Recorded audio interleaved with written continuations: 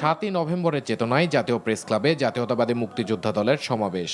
এতে অংশ নেন সারা দেশে বিভিন্ন স্থান থেকে আসা বিএনপি সমর্থিত মুক্তিযোদ্ধারা।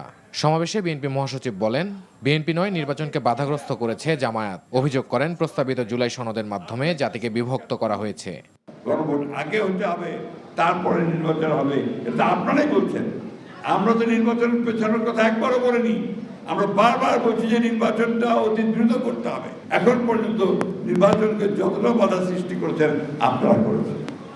আপনার পিয়ারের দাবি নিয়ে এসেছেন, যেটা আলোচনা ছিল না, প্রস্তাবে ছিল না, এই কথাকে আপনারা করেছেন।